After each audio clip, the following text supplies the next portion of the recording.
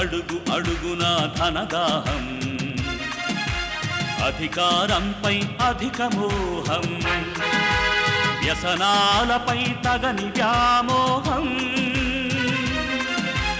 అడుగు అడుగున ధనదాహం, అధికారంపై అధిక మోహం, వ్యసనాలపై తగని వ్యామోహం. ఆధునిక సమాజమేవో ఆటవిక సమూహం, స్వార్థపరుల సందోహంలో ధర్మం ఉనికేవో సందేహం. మనసున్న మనిషికి ప్రతి నిమిషం ఎదురయ్యేను ఓ పద్మవ్యూహం, పద్మవ్యూహం, పద్మవ్యూహం.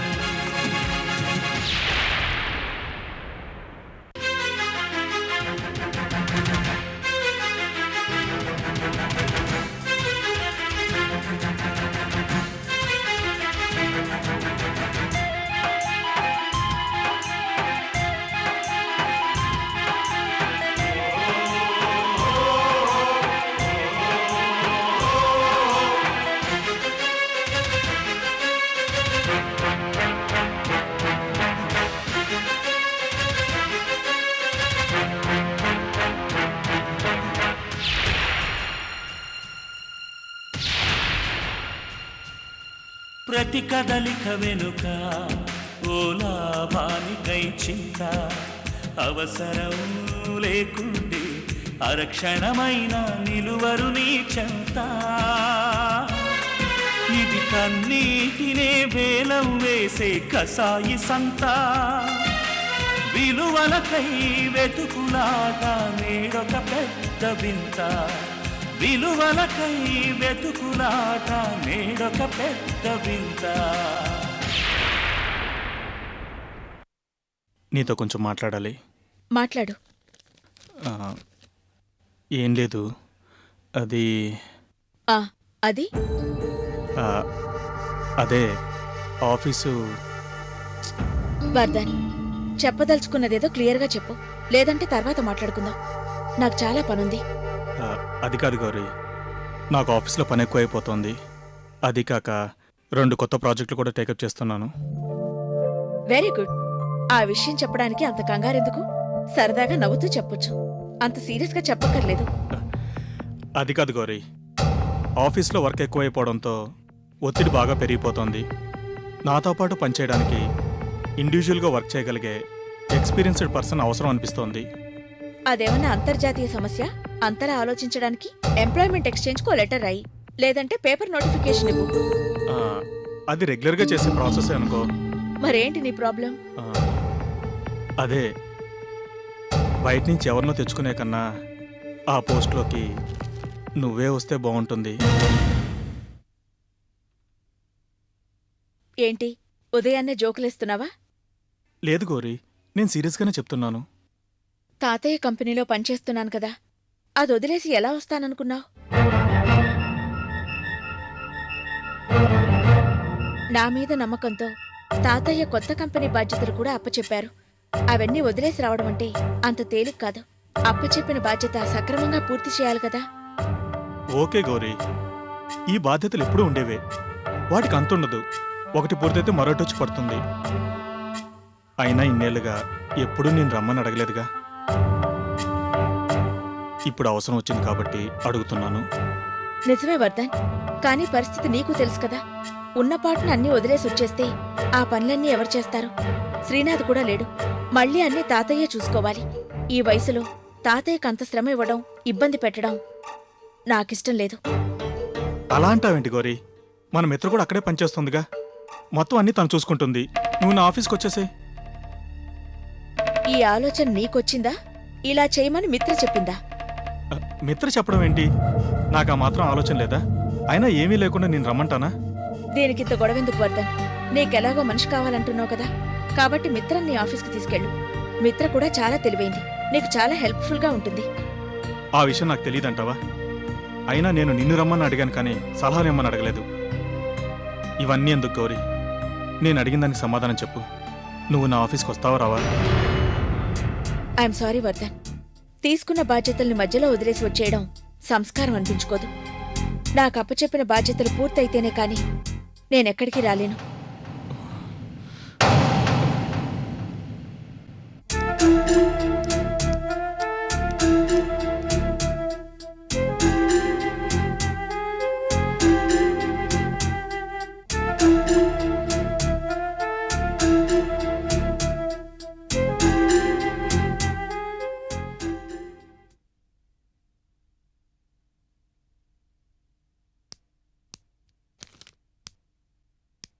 నమస్కారం సార్. నువ్వా? ఇక్కడికి ఎందుకు వచ్చావు? ఆ మాట సీరియస్గానే అంటున్నారా సార్? అవును. Thank you sir. మీకు నాతో పని లేదు అనుకుంటే, నేను పనికి మాలినోడిని అనుకుంటే వెంటనే వెళ్ళిపోతానండి. అయినా నేను మీకోసం రాలేదు సార్.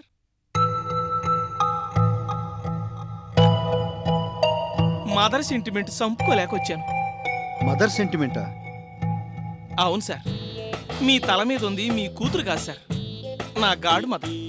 గాడ్ మదరా? Yes sir. పాలిటిక్స్లో, సినిమాల్లో ప్రతి మనిషి వెనక ఓ గాడ్ ఫాదర్ ఉంటారు. కానీ నా వెనక మాత్రం ఈ గాడ్ మదర్ ఉండేవారు. మేడం అమ్మలాగా నన్ను అభిమానించారు, ఆదరించారు. అడ్రస్ లేని నాకు ఓ పొజిషన్ ఇచ్చారు, అడిగినంత డబ్బిచ్చారు. మేడం బతికుండగా దేనికి లోటు లేకుండా దర్జాగా రాజాలాగా బతికాను. మేడం చనిపోయారు, నేను దిక్కులేనండి అయిపోయాను. ఇప్పుడు మేడం లేకపోయినా ఆ కుర్చీని చూస్తూ ఒకప్పుడు అందులో కూసుని మహారాణిలాగా చక్రం తిప్పిన మేడం గారికి, నా గాడ్ మదర్కి కృతజ్ఞతలు చెప్పుకోవడానికి వచ్చాను. May her soul rest in peace. Sir, మీకు ఇష్టం లేకపోయినా నా గాడ్ మదర్కి నివాళులు అర్పించడానికి వచ్చినందుకు క్షమించండి సార్. నా అవసరం లేని చోట అరక్షణం కూడా ఉండను సార్. వస్తాను మేడం. ఆగు నారాయణ. నా రేఖకి కావలసిన వాడివంటే నాకు బాగా కావలసిన వాడివే. కాబట్టి రేఖ దగ్గర ఎంత నమ్మకంగా ఉన్నావో నాకు అంత నమ్మకంగా ఓ పని చేసి పెట్టాలి. చెప్పండి సార్. నువ్వు మిత్రకి బాగా క్లోజ్ కదా? లేదు సార్, ఈ నారాయణ అందరికీ క్లోజ్. ప్రస్తుతానికి మీ క్లోజ్. పనేంటో చెప్పండి సార్. నువ్వు మోహన్ ఆఫీస్లో ఉంటావు కాబట్టి ఆ ఆఫీసుకి సంబంధించిన విషయాలు, మిత్రకి సంబంధించిన విషయాలు ఎప్పటికప్పుడు నాకు తెలియచేస్తూ ఉండాలి.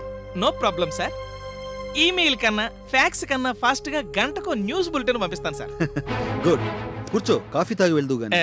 కాఫీ వద్దు సార్, గీఫీ ఇస్తే వెళ్ళిపోతాను. గీఫీయా?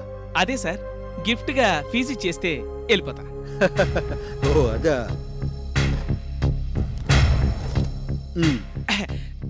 Thank you sir. తాజా వార్తలతో మళ్ళీ కలుస్తాను సార్. మ్. అంతవరకు నమస్కారం.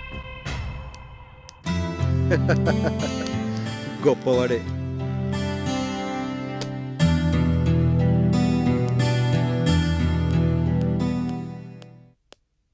ఆఫీస్కి వెళ్ళొస్తాను వర్ధన్. ఆగు. ఈ రోజు నుంచి ఆఫీస్కి వెళ్ళొద్దని చెప్పానుగా. మళ్ళీ మొదటికొచ్చావా? మొదటికి రావడం ఏంటి? నా ఆఫీస్లో నీ అవసరం ఉంది, అక్కడ మానేసి నా దగ్గరికి వచ్చామని చెప్పాను కదా. ఒకసారి చెప్తే అర్థం కదా నీకు? అలా మాట్లాడతావేంటి? నాకు కమిట్మెంట్ ఉంది. బాధ్యతలను వదిలేసి మధ్యలో రాలేనని నేను చెప్పానుగా. బాధ్యతలు బాధ్యతలు ఆ మాట 10 సార్లు అనుకో, నాకు దగ్గరేగుతుంది. అయినా బాధ్యతలు నీ ఒక్కదానికేనా? ఇంకెవరికి లేవా? ఆ ఆఫీస్ భారానంతా ఏదో నువ్వే మోస్తున్నట్టు, నువ్వు లేకపోతే ఆఫీస్ నడదన్నట్టు మాట్లాడుతున్నావు. నువ్వు బయటకు వచ్చేస్తే మరొక రోజు ఆ బాధ్యతలు తీసుకుంటారు. అది సరే, సూటిగా అడుగుతున్నాను. నన్నెందుకు తాతయ్య దగ్గర ఉద్యోగం మానేయమంటున్నావు? సమాధానం చెప్పు. సమాధానం చెప్పాల్సిన అవసరం నాకు లేదు. నేను వద్దంటున్నాను, మానేయాల్సిందే. ఈ విషయంలో నువ్వెందుకింత పట్టుదల పడుతున్నావో నాకు అర్థం కావడం లేదు. దానికి నా కారణాలు నాకున్నాయి, అవన్నీ నీకు వివరించాల్సిన అవసరం లేదు. నీ ఆఫీసుకి రాను అనడానికి కూడా నా కారణాలు నాకున్నాయి. అవేమిటో కూడా నీకు చెప్పాను. అయినా నన్ను రమ్మని బలవంతం చేయడంలో అర్థం లేదు. ఏంటి ఆర్గ్యుమెంట్లకు దిగావు? తనకు మాలిన ధర్మం అంటే ఇదే. ఇక్కడ మన సొంత వ్యాపారం, తగిన మనుషులేక మట్టి కొట్టుకుపోయినా పర్వాలేదు, కానీ అక్కడ ఎవరితో సంబంధం లేని వాళ్ళ వ్యాపారం మాత్రం క్షేమంగా సురక్షితంగా ఉండాలి. అదేగా నీకు కావాల్సింది. వయసులో పెద్దవాడనే గౌరవం కూడా లేకుండా తాతయ్య గురించి అలా మాట్లాడుతున్నావేంటి? తాతయ్య విషయంలో నువ్వు ఇలా మాట్లాడడం నేను మొదటిసారి వింటున్నాను. గౌరవం వయసును బట్టి కాదు, చేసే పనులు బట్టి వస్తుంది. ఏం చేశారని? ఏమో ఆయనకే తెలియాలి. లేదంటే ఆ పైన భగవంతుడికి తెలియాలి. అయినా ఇది భార్యాభర్తలం, మన ఇద్దరికి సంబంధించిన విషయం. మధ్యలో ఆయన సంగతి ఎందుకు? ఇలాగే అర్హత లేని వాళ్ళందరినీ గౌరవించి ఇప్పటికి చాలా నష్టపోయాం. తాతయ్య గురించి నువ్వు ఇలా మాట్లాడడం నేను జీర్ణించుకోలేకపోతున్నాను. నేను చాలా సీరియస్ గా చెప్తున్నాను గౌరీ. నువ్వు వెంటనే అక్కడ ఉద్యోగం మానేసి మన కంపెనీలో జాయిన్ అవ్వాలి. That's all. వర్ధన్, అధికారం అహంకారం చూపెడితే మనుషులు లొంగుతారనుకోవడం పొరపాటు. ఏంటి ఎక్కువగా మాట్లాడుతున్నావు? ఆఖరిసారిగా అడుగుతున్నాను, నువ్వు అక్కడ ఉద్యోగం మానేస్తావా లేదా? ఎట్టి పరిస్థితుల్లోనూ మానను. అదే నీ నిర్ణయం అయితే ఇంట్లో చాలా గొడవలు జరుగుతాయి. జరగని. బయోటెక్ కంపెనీ తాతయ్య డ్రీమ్ ప్రాజెక్ట్. అది పూర్తయ్యే వరకు నేను ఎక్కడికి రాను. ఈ విషయంలో ఎవరితో గొడవ పట్టడానికైనా నేను సిద్ధంగా ఉన్నాను.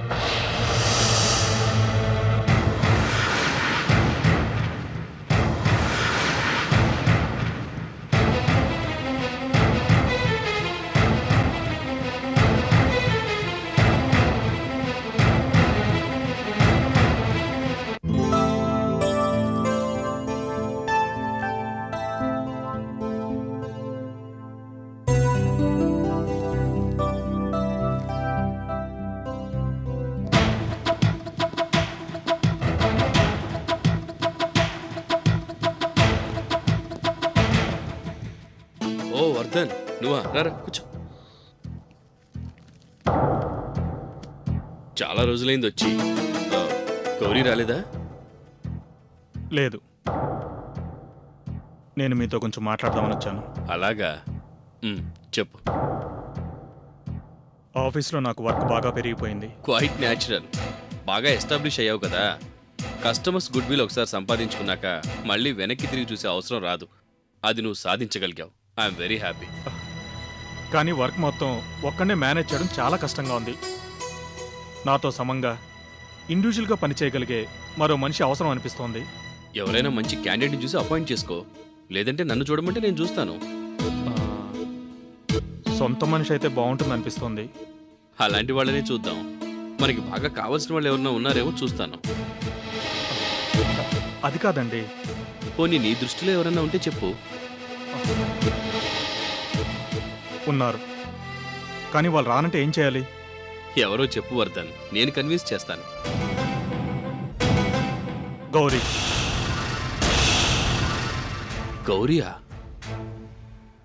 అవును, ఇప్పుడున్న పరిస్థితుల్లో గౌరీ అయితేనే సరిగ్గా మేనేజ్ చేయగలదు.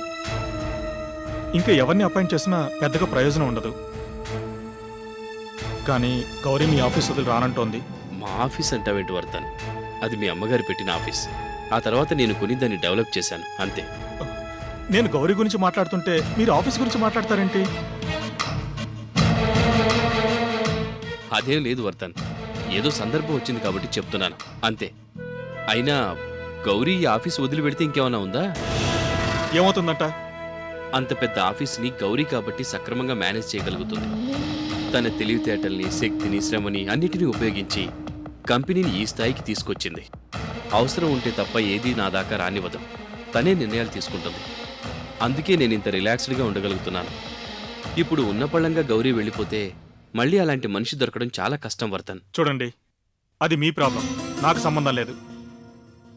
అయినా ఈ విషయంలో మీతో ఆర్గ్యూ చేయడానికి నేను రాలేదు. గౌరీ భర్తగా గౌరీని పంపించాలని స్పష్టంగా చెప్పడానికి వచ్చాను. అది కాదు వర్ధన్, మర్యాదగా మీరు పంపిస్తే సరే, లేదంటే ఈ విషయంలో ఇంట్లో చాలా గొడవలు అవుతాయి.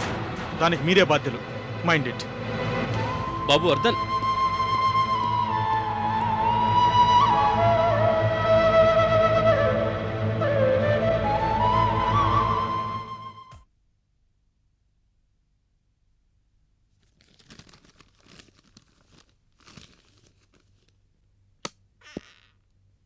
నమస్తే సార్.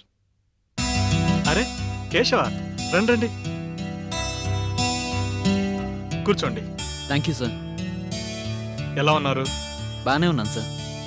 మీ గురించి ఆలోచిస్తున్నాను. ఆ రోజు మీకు నా విజిటింగ్ కార్డ్ అయితే ఇచ్చాను, కానీ మీరు ఎక్కడ ఉంటున్నది, ఫోన్ నెంబరు, వివరాలేమీ తీసుకోలేదు. మిమ్మల్ని ఎలా కలవాలని ఆలోచిస్తున్నాను. లక్కీగా మీరే వచ్చారు. ఎందుకో గానీ మిమ్మల్ని చూడగానే బాగా కావాల్సిన వాళ్ళని అనిపించింది. అందుకని ఓసారి చూసి వెళ్దామని వచ్చాను. Thank you. ఒక రకంగా చెప్పాలంటే మీరు నా ప్రాణదాత. మీరు ఆ మాట అంటే నేను ఇబ్బంది పడాల్సి వస్తుంది. అందులో నేను చేసింది ఏం లేదు. ఆ రకంగా మిమ్మల్ని కలిసే అవకాశం వచ్చింది, అంతే. ఆ రోజు మీరు మోహన్ గారి గురించి కొన్ని విషయాలు చెప్పారు. అప్పటి నుంచి అదే ఆలోచిస్తున్నాను. ఆ పెద్ద మనిషి వెనకాల అంత నీచమైన చరిత్ర ఉందంటే నమ్మలేకపోతున్నాను.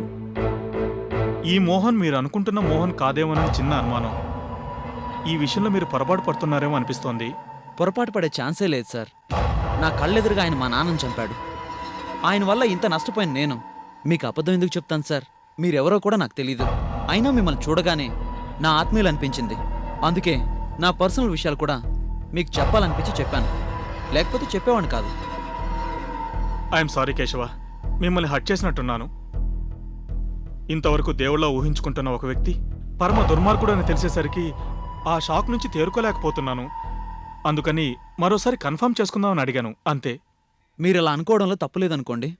అయినా మీరు ఆ మాట అన్నారు కాబట్టి మోహన్ అంటే ఏమిటో, ఆయన జీవితం ఏమిటో, ఆయన గత చరిత్ర ఏమిటో ఈ ఫైల్ చూస్తే మీకే తెలుస్తుంది.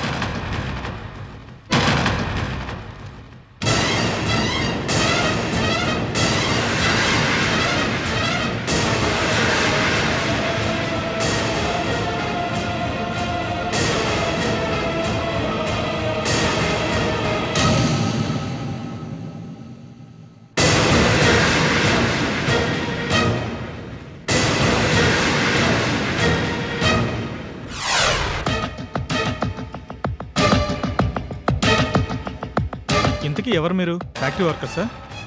కాదు సార్. మరి బాబుగారు ఒకప్పుడు మాకు చాలా సహాయం చేశారు.